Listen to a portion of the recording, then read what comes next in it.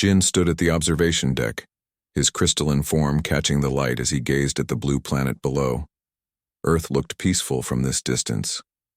The year was 2089, and after decades of careful study, the Keelians had finally decided to make themselves known to humans. Beautiful, isn't it? Asked Tay, joining him at the window. The younger scientist's form shimmered with excitement. Jin nodded slowly. Beautiful, but complicated. Their history is filled with both remarkable kindness and troubling violence. Do you think they're ready for us? Tay's voice held a hint of worry. I don't know if anyone can ever be truly ready to learn they're not alone in the universe, Jin replied. But our leaders believe the time is right, and I've spent my entire career hoping for this moment. The Keelians had discovered Earth 50 years earlier, and Jin had led the observation team for most of that time. They had watched as humans struggled with climate disasters, fought wars, and ultimately began working together to heal their planet. It was this cooperation that had finally convinced the Keelian Council that contact might be possible. The first signal was sent 3 months ago, a simple mathematical sequence broadcast from their ship to Earth's major radio telescopes. The response had come faster than expected just 2 weeks later. Since then, communication had progressed rapidly. The human delegation is on their way up, announced Min, entering the observation deck. Their shuttle just docked. Jin took a deep breath, a habit he'd developed while studying humans. Remember the protocols. Move slowly. Speak simply. Their senses process information differently than ours. The meeting room had been carefully designed to make the humans comfortable. Earth normal gravity, temperature, and lighting.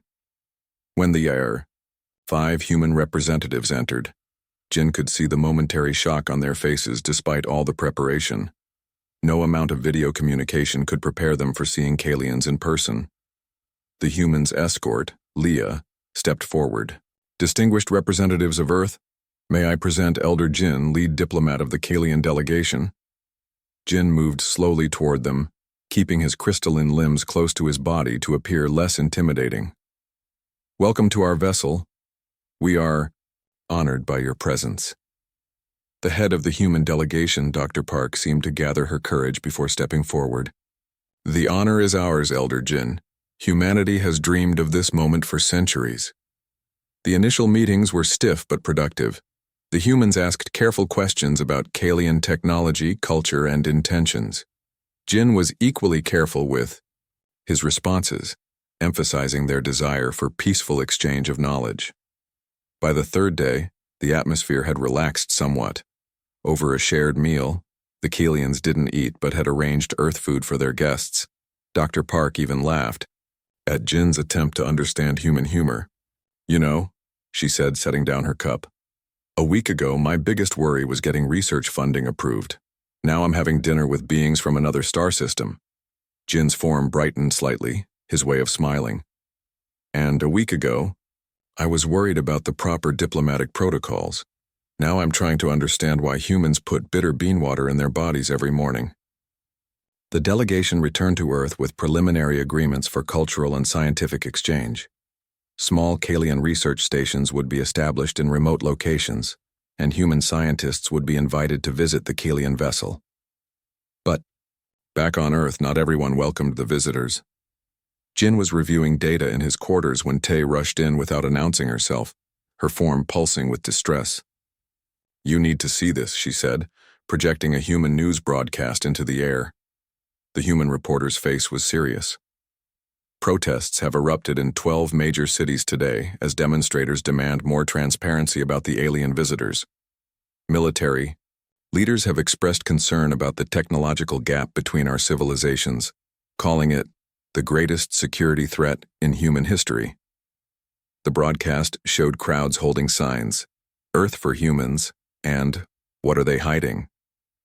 Jin dimmed slightly. This was always a possibility. Fear is a natural response. What do we do? Asked Tay. We continue as planned, but carefully. Increase our public communications. Show them more about who we are. Fear thrives in the unknown. For 6 weeks, the exchange program continued successfully. Human scientists visited the Kalian vessel and returned with stories of wonder rather than fear. Kalian researchers began their studies of Earth's oceans, atmosphere, and biodiversity, sharing their findings openly. Then came the day everything changed. Jin was meeting with Dr. Park when the alarm sounded. Min rushed into the room, her usual calm shattered. "The Pacific Research Station is under attack," she reported, her voice tight. Military vessels approached without warning and opened fire. Dr. Park stood up, her face pale. "That's impossible. My government would never authorize." "It's happening now," Min interrupted. "We've lost contact with the research team. 6 Kalian scientists died that day, including Dai and Sue, who had been studying Earth's coral reefs with childlike wonder." The attack had not been officially sanctioned, a rogue military faction acting on their own, but the damage was done. The footage of the attack played before the Kalian Council showed the human vessels firing without provocation. Kang, the security advisor who had always counseled caution, stood before the council. "This proves what I've been saying from the beginning. They cannot be trusted. Their violent nature is unpredictable." Jin argued desperately for patience. "These were the actions of a few, not all humanity. Dr. Park and her team are as horrified as we are." But fear had taken hold among the Kalians too, a people who had evolved beyond violence thousands of years ago. Trust, so fragile between different species, had been shattered in an instant. As Jin stood watching Earth from the observation deck once more, the planet no longer looked peaceful. Within days, everything he had worked for would unravel into conflict. A war neither side truly wanted, but neither knew how to prevent. The first attack came at dawn. Han stood in the command center, watching the screens with a sense of disbelief. Human fighter jets approached the Kalian outpost in Nevada, weapons armed. As lead defender of the Kalian mission, he had trained for this possibility but never truly believed it would happen. "They're not responding to communication attempts," said Jun, the young communications officer. His crystalline form flickered with anxiety, an emotion rare among their kind until they met humans. "Deploy defensive shields only," Han ordered. "No offensive measures." The shields shimmered into place seconds before the first missiles hit. The impacts sent vibrations through the outpost, causing several Kalians to lose their balance. "They're attacking all outposts simultaneously," reported Min, her voice unnaturally tight. "Coordinated strikes worldwide." Han couldn't understand it. The attack on the Pacific Research Station had been condemned by most human governments. Diplomatic talks were still ongoing. Why this sudden escalation? What Han didn't know was that fear had spread like wildfire across Earth. Leaked footage, deliberately edited, showed Kalians discussing human containment protocols. These were actually environmental protection measures, but the damage was done. Politicians called for preemptive action. Military leaders who had been uncomfortable with the aliens from the beginning now had their excuse. 3 days into what humans were already calling the First Contact War, Han received a direct communication from Jin. "The Council has authorized defensive technologies," Jin said, his usually bright form now dim with stress. "Level 2 systems only." Han hesitated. "Level 2 will cause casualties." "I know." Jin's voice was heavy. "But we're losing people, Han. The outpost in Brazil is gone." That night, Kalian ships deployed electromagnetic pulse weapons over military bases in 6 countries. No human died, but their equipment failed instantly. The Kalians thought this show of superior technology would end the conflict. They were wrong. "They've adapted to the pulse weapons already," Min reported just 5 days later. "They're shielding their electronics somehow." That was their first real lesson about humans. They adapted incredibly quickly under threat. What would take Kalians years of careful research took humans mere days when survival was at stake. The war spread from isolated military engagements to urban areas. A Kalian transport was shot down over Seoul, crashing into the financial district. The human death toll rose into the hundreds, then thousands. Public opinion, initially divided, unified against the alien invaders. In the Kalian Council chamber, Jin fought for peace. "We never wanted this. We must find a way to communicate with their leaders." But his voice was drowned out by security advisors, showing footage of destroyed Kalian outposts and dead researchers. 2 weeks into the war, Han noticed something happening to his people. Kalians who had witnessed combat were behaving strangely. Jumpiness, mood shifts, inability to maintain stable crystalline forms. Young scientist Mina began documenting these symptoms. "It's psychological damage," she explained to Han. "Our species hasn't experienced violence in thousands of years. We're not equipped for it." Han had noticed changes in himself too. His dreams were filled with images of destruction. Sometimes his limbs trembled without cause. "Can it be treated?" he asked. Mina's form dimmed slightly. "I don't know. This is entirely new territory for us." Meanwhile, on Earth, the human resistance grew more sophisticated. They had observed how Kalian technology worked and began developing countermeasures. What should have been an overwhelming technological advantage was quickly eroding. The turning point came 18 days into the conflict, when human forces targeted the Kalian command ship hovering above the Pacific. Using a combination of hijacked Kalian tech and their own weapons, they breached the ship's defenses. Han was on board when the alarm sounded. "Multiple breaches in the lower sectors," reported June, panic evident in his voice. "They're inside the ship." Han had never encountered humans face-to-face during combat. When the first soldiers burst onto the command deck, their weapons firing, he froze momentarily. These creatures were so small, so fragile compared to Kalians. Yet here they were, eyes fierce with determination, risking everything. The battle for the command ship lasted 3 hours. When it ended, both sides had suffered devastating losses. Han managed to evacuate most surviving Kalians, but the ship itself was lost, along with centuries of scientific knowledge and cultural artifacts brought from their homeworld.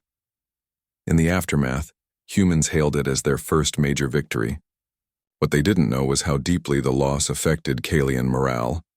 The council gathered in emergency session aboard the last remaining large vessel. Reports from across Earth showed Kalian forces retreating, outposts abandoned. The humans were celebrating what they saw as impending victory. What the humans couldn't see was the true cost to the Kalians. Mina presented her findings to the council. Over 40% of their forces were suffering severe psychological trauma. Their crystalline forms were becoming unstable, some unable to regenerate properly after injuries. "We're experiencing something our species hasn't faced in 5,000 years of recorded history," she explained, her own form flickering with stress. "Our minds cannot process this level of conflict and remain stable." Han stood to address the council, still bearing scars from the command ship battle. "The humans fight differently than we expected. They're willing to sacrifice themselves in ways that make no strategic sense to us. They adapt faster than our projections indicated possible." Jin, who had opposed the war from the beginning, spoke quietly. "We came here seeking knowledge and connection. Instead, we found something our civilization had forgotten: the terrible price of violence." On the 23rd day of the war, the Battle of Seoul became the final engagement. Human forces, emboldened by previous victories, launched a major offensive against the last Kalian stronghold. What they didn't realize was that this facility contained not weapons, but a hospital for injured Kalians. Han led the defense personally. As human tanks approached the facility, he made a decision that would change everything. Instead of using weapons, he lowered all shields and stepped outside alone and unarmed. The human forces hesitated, confused by this unexpected move. Their commanding officer, a woman named Yuna, ordered her troops to hold fire. Han spoke directly through a translator device. "Inside are injured and dying beings. Medical personnel only. I ask for your mercy." What happened next would be debated in history books for centuries. Some say Yuna was about to order an attack anyway when one of her soldiers spotted movement through the facility's windows, clearly medical staff tending to the injured. Others claim she never intended to fire on a hospital. Whatever the truth, Yuna approached Han under a temporary truce. For the first time, human and Kalian leaders spoke directly, without governments or councils between them. Your people have fought bravely, Han told her. But neither of us can win this war without destroying what we're fighting for. By nightfall, the shooting had stopped, not just in Seoul, but worldwide, as word of the truce spread. The brief, brutal war that had changed two civilizations forever had effectively ended not with a surrender, but with a moment of unexpected understanding. The emergency council session convened aboard the last fully operational Kalian vessel orbiting Earth. The room was unusually dim, the crystalline beings inside keeping their light signatures low, a sign of deep distress in their culture. Elder Jin sat at the center, his once brilliant form now clouded with age and trauma from the 3-week conflict. We have gathered to decide the future of our mission to Earth, Jin began, his voice carrying the weight of responsibility. The ceasefire is holding but remains fragile. Around the circular chamber, 24 council members listened silently. Some still bore visible damage from the fighting, jagged cracks in their crystalline forms that would take months to fully heal. Han, still wearing the translator device from his meeting with the human commander Yuna, stepped forward to give his report. The humans are willing to negotiate a formal peace treaty, he said, but their terms include full access to our technology, particularly our propulsion systems and energy sources. A murmur rippled through the council. Giving humans such advanced technology now seemed unthinkably dangerous. Kang, the security advisor, whose warnings had been ignored before the conflict, spoke next. Their diplomatic channels say one thing, but our sensors detect continued military buildups near our remaining outposts. They're preparing for more conflict even while talking peace. Mina stepped into the center carrying her medical findings. For days she had been documenting the psychological damage spreading among her people. Nearly 60% of our expedition shows signs of severe trauma, she reported, projecting images that showed Kalians unable to maintain stable forms, their light signatures flickering erratically. Some are experiencing memory fragmentation, others cannot regenerate properly. Many cannot rest without experiencing what humans call nightmares, something our species has no natural defense against. The council listened in horrified silence. Kalians had evolved beyond violence thousands of years ago. Their psychology, their very physical forms, were not equipped for conflict. Can this damage be treated? Asked an elder from the science division. Mina's form dimmed slightly. With time, perhaps, but not here. Not while the threat remains. Each day on this planet is causing further harm. Jin turned to view the holographic display of Earth rotating slowly in the center of the chamber. The beautiful blue planet that had so fascinated them now represented something entirely different. We have 3 options, Jin said finally. We can continue negotiations and maintain our presence on Earth. We can escalate to full defensive measures, which would cause catastrophic damage to both sides. Or we can withdraw completely. The debate lasted hours. Those who had invested their lives in the Earth mission argued passionately for staying, for finding a way to salvage the peaceful exchange they had originally sought.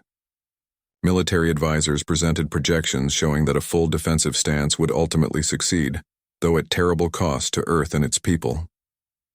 Through it all, Jin listened silently, his ancient eyes fixed on the image of Earth. When everyone had spoken, he rose slowly to address the council one final time. I have spent my life studying humans, he began. Their art, their literature, their history. They are capable of remarkable kindness and shocking cruelty, sometimes in the same moment. They are contradictions we may never fully understand. He moved closer to the hologram, letting Earth's blue light wash over his damaged form. But I have learned one thing with certainty. They will fight beyond reason to protect their home. And we, his voice caught slightly, we have forgotten how to fight at all. Jin turned to face the council, his decision made. We fought the humans once, he declared, his voice gaining strength with each word. Never again. I vote for immediate and complete withdrawal. The vote was taken. Withdrawal, 21. Continued negotiation, 3. Escalation, 0. Within hours, the retreat order spread to all remaining Kalian outposts on Earth. The evacuation was conducted with the same efficiency that characterized everything the Kalians did. By sunset, research stations that had taken months to establish were emptied. Equipment was packed or, when necessary, destroyed to prevent humans from accessing dangerous technology. From orbit, Jin watched the last transport leave the Nevada facility. On the ground, human military vehicles were already approaching the abandoned structure, eager to claim whatever might have been left behind. All personnel are accounted for, reported Min, checking the final numbers. Withdrawal is 97% complete. Jin nodded, then asked the question that had been troubling him. And the special project? The observation team? Min's form brightened slightly, the Kalian equivalent of a reassuring smile. Volunteers are ready. The Europa base is prepared.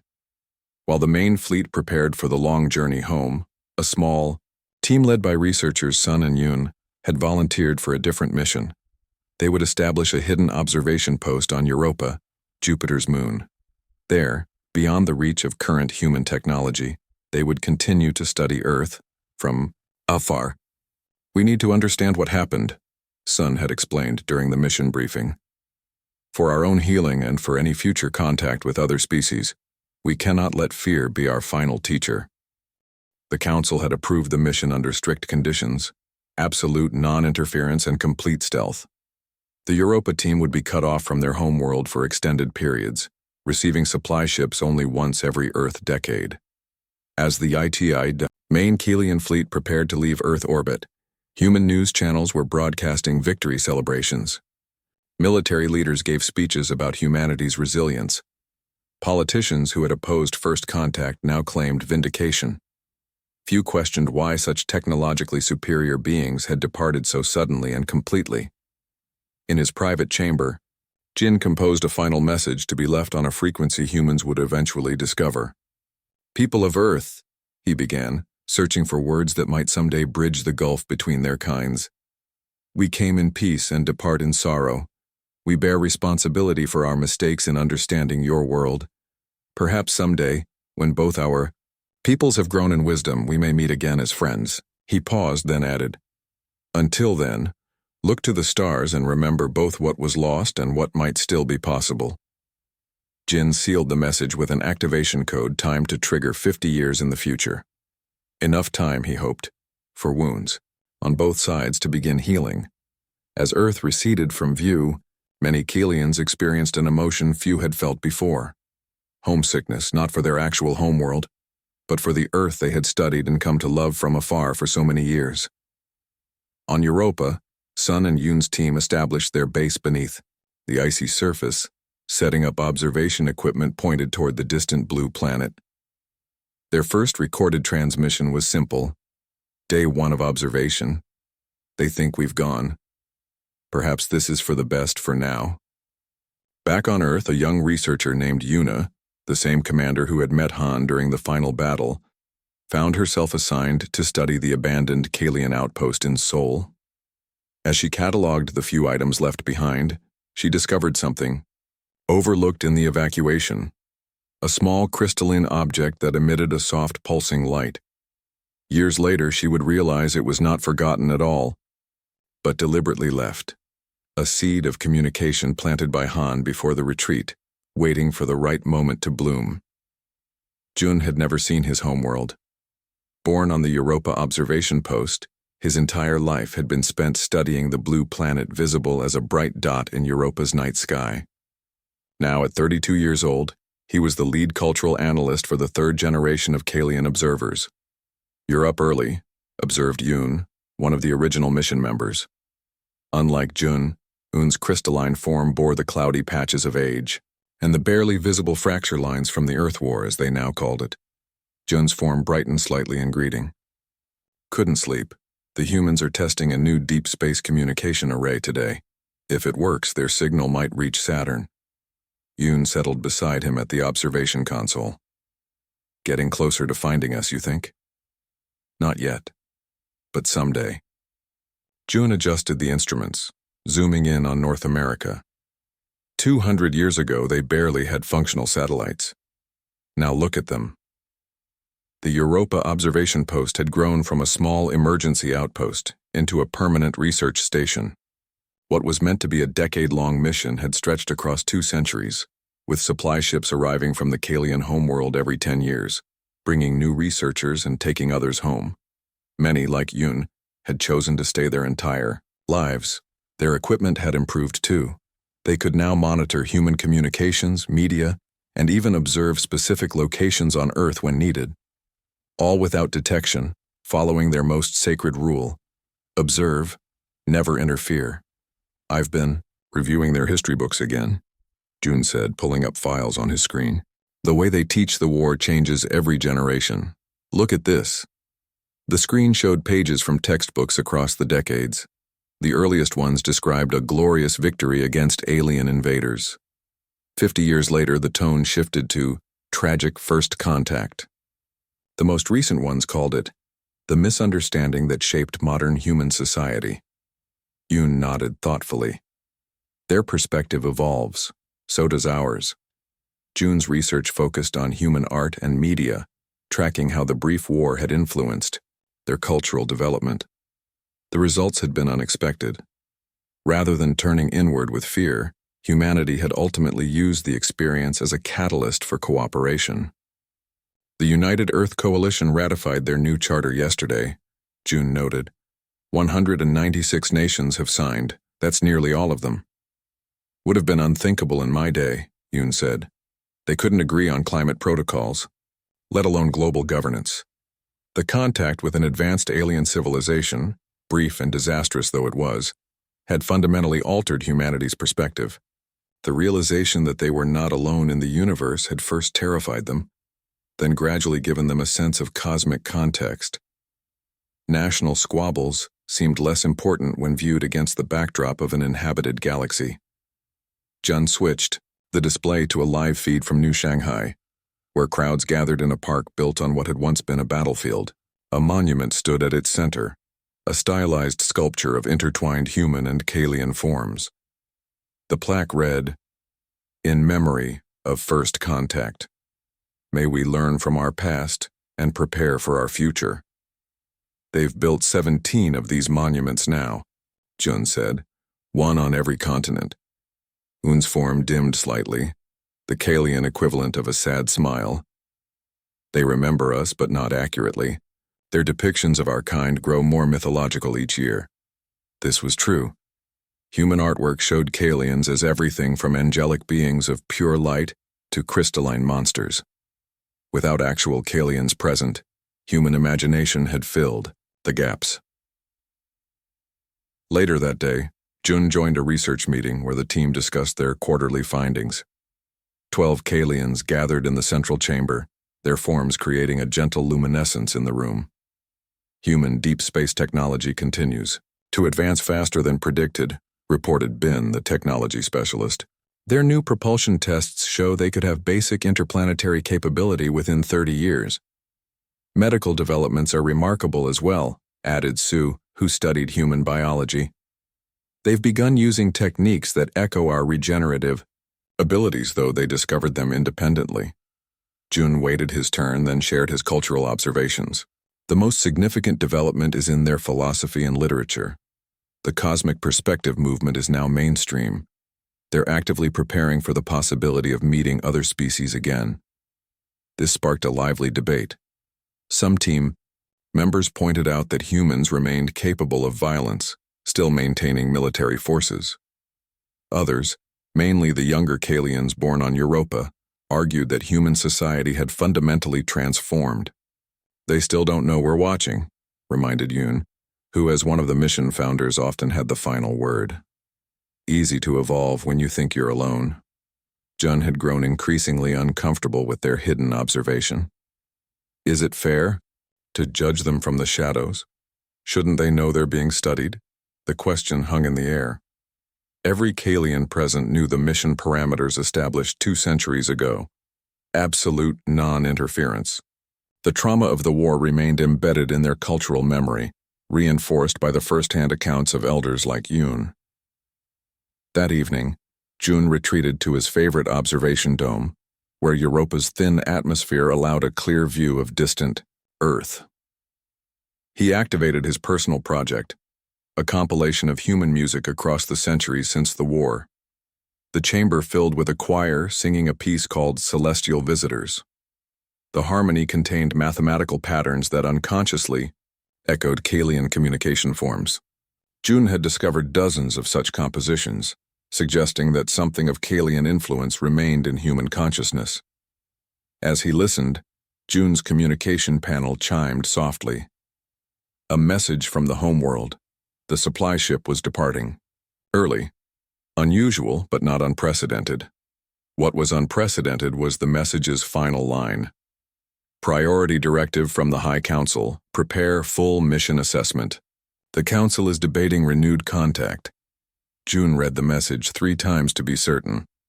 After 2 centuries of isolation, the Kalian leadership was actually considering returning to Earth.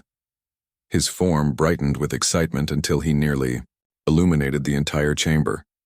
He rushed to find Yoon, who was in the hydroponics section tending to the crystalline plants that provided their nutrients. "Have you seen this?" Jun asked, projecting the message. Yoon studied it, her ancient form dimming perceptibly. "So it begins again." "Isn't this what we've been working toward?" Jun asked, confused by Yoon's reaction. 200 years of research, showing how both our species have evolved? Yoon touched one of the crystal formations, causing it to chime softly. "You've never experienced their violence firsthand, Jun. You've never seen a fellow Kalian shattered by human weapons. That was 8 generations ago for them," Jun argued. "The humans alive today have never seen a real Kalian. They know us only from stories." "And that makes them safer?" Yoon challenged. Jun projected his research onto the wall. Centuries of data showing the progression of human development. "They're different now. The war changed them. Look at their unified government, their philosophical evolution, even their art. They're preparing themselves to meet us again." Yoon studied the data in silence. Finally, she spoke softly. "Perhaps they have changed. But have we? The old fear still lives in our council, in our cultural memory." As if confirming her words, more messages arrived in the following days. The Kalian homeworld was deeply divided over the proposal. Many cited the ancient promise made by Elder Jin, "We fought the humans once, never again." Jun found himself appointed as the Europa team's representative to make the case for renewed contact. His report would be transmitted to the homeworld and could potentially influence the Council's final decision. For weeks he worked tirelessly, compiling 2 centuries of observations into a compelling case.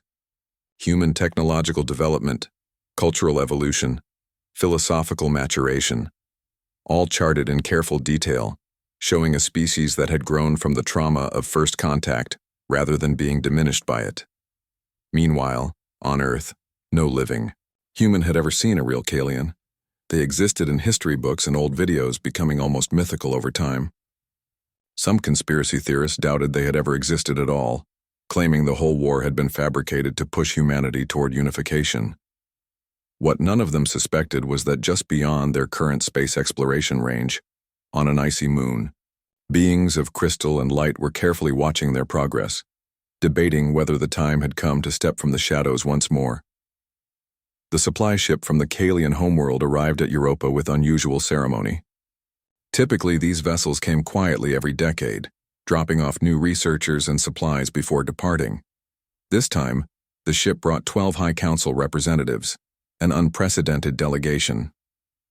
Jun stood with the Europa team as the visitors disembarked.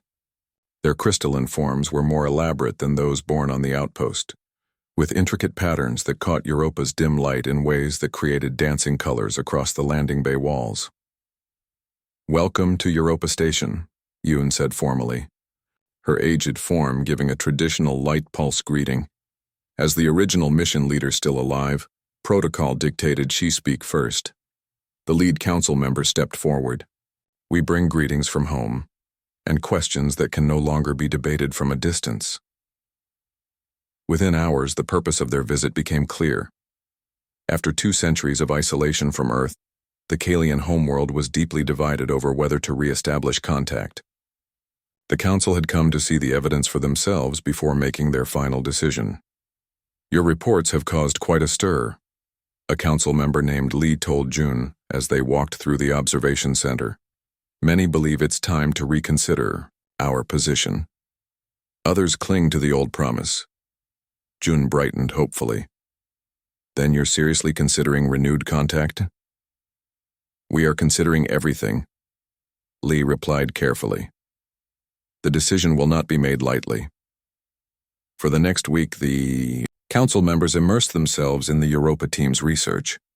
They reviewed cultural analyses, technological assessments, and most importantly, the psychological profiles of modern humans compared to those from 2 centuries ago. Jun guided them through his specialty, human artistic and philosophical development. "This is their cosmic perspective movement," he explained, displaying images of artwork, literature quotes, and architectural designs. It emerged about 70 years ago and has become their dominant philosophical framework. The central idea is humanity's place in a larger universe community. "Impressive evolution," admitted one Council member. "But philosophical shifts don't guarantee behavioral changes." "That's why we tracked their conflict resolution patterns," Jun countered, bringing up new data. "International warfare has decreased by 94% since our departure. Their United Earth Coalition now resolves disputes through a sophisticated mediation system. The debate spread beyond formal presentations. In the station's communal areas, heated discussions broke out between Europa researchers and Council visitors. The younger Kalians born on the station generally favored contact, while many Council members remained deeply skeptical. "They are still fundamentally the same species that attacked us," argued one elder during a particularly tense exchange. "And we are the same species that failed to understand them," responded June. "Both sides bear responsibility for what happened." On the 5th day, a breakthrough occurred when Bin, the technology specialist, demonstrated his most recent findings. "Human deep space capabilities now include detection systems that will discover our observation post within approximately 15 years, he explained. "Contact is not just a philosophical question. It's an inevitable reality." This revelation shifted the discussion dramatically. The choice was no longer whether to make contact, but whether to do so on Kalian terms or wait to be discovered. On the final evening before the Council's scheduled return, they called for a special session. All 37 Kalians on Europa gathered in the central chamber, its transparent ceiling offering a view of Jupiter's massive form dominating the sky. Lee addressed the assembled group. "We have seen your evidence and acknowledge your arguments. The question of renewed contact will be put to a formal vote upon our return home." A murmur rippled through the gathered Kalians, their forms brightening and dimming with emotional energy. "However," Lee continued, "there is one voice we have not yet heard, one perspective that carries particular weight in this matter." The gathering, parted as a small transport pod, entered the chamber. Inside was me, her ancient crystalline form now so clouded with age that she barely emitted light.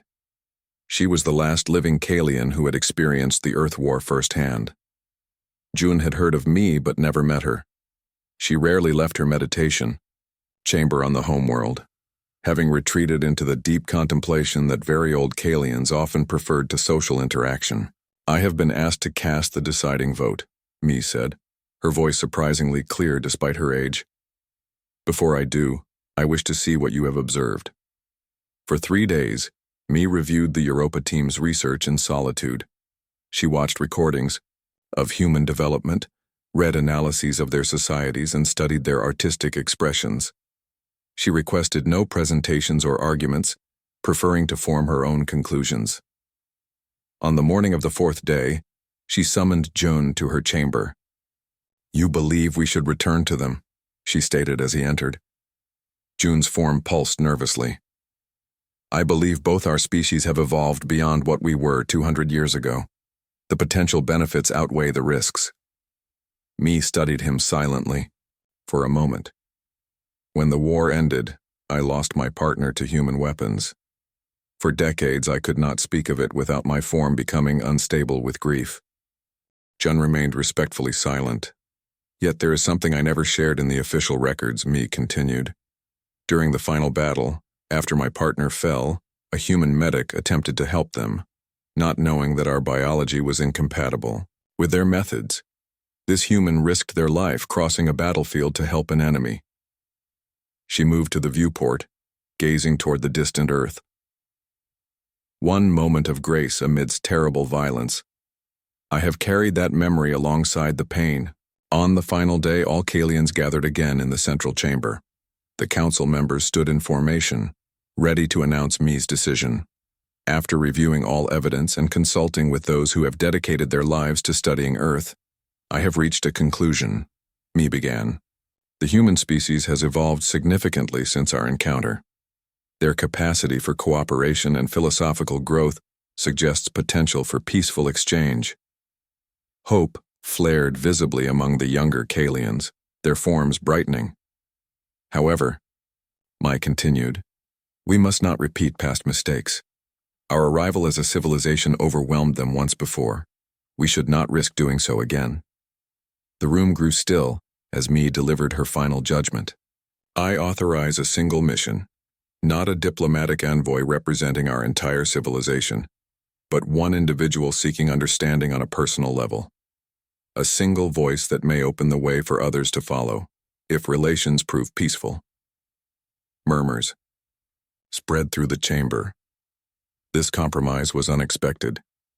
Who would undertake such a mission? Asked Lee. Mi turned toward Jun, who felt his internal light pulse with surprise. Someone who has studied them with an open mind. Someone who appreciates their art, their philosophy, their potential. Someone young enough to represent our future rather than our past. The journey from Europa to Earth would take 6 months in the small craft designated for the mission. Jun spent those months studying Earth's current languages, customs, and protocols. The mission parameters were clear. He would identify himself honestly but make no claims to represent the entire Kalian civilization. He would share knowledge but no technology that might be weaponized. His craft was designed to appear non-threatening, smaller than a typical human passenger aircraft, with rounded forms that human psychology studies suggested would evoke curiosity, rather than fear. In the final weeks of his journey, Jun received regular updates on his approach trajectory. Earth's detection systems had already spotted him, and their media was buzzing with speculation. The United Earth Coalition had issued calm statements asking citizens to avoid panic, but social feeds showed a mix of excitement, fear, and disbelief. As Earth grew from a blue dot to a detailed sphere in his view screen, Jun thought about Mi's final words to him before departure. When you arrive, she had said, tell them I remembered the human medic who tried to help my partner even though we were enemies. Tell them I never forgot that moment of grace. Perhaps that is where we begin again. Not with grand diplomatic gestures, but with individual acts of understanding. Jun's small craft entered Earth's atmosphere on a clear autumn morning. He had chosen his landing site carefully, the memorial park in Seoul, where the final battle had taken place 2 centuries earlier. Ground scans showed thousands of humans already gathering, held back by security perimeters. As the landing sequence initiated, Jun practiced his greeting in multiple human languages one final time. His form brightened with both nervousness and hope. After 200 years of observation and evolution on both sides, the moment of truth had arrived. The craft touched down gently on Earth soil. Jun moved to the exit portal, pausing for a moment to steady himself. Then he activated the door mechanism, allowing Earth's natural light to flood in, the first direct sunlight a Kalian had felt in 2 centuries. As he emerged, facing the assembled humans with their expressions of wonder and uncertainty, Jun offered the traditional Kalian greeting, a gentle pulse of light from his crystalline form. People of Earth, he said in carefully practiced words, I come in peace, as one individual, hoping to understand. We have both changed since we last met. Perhaps now we are finally ready to truly know each other.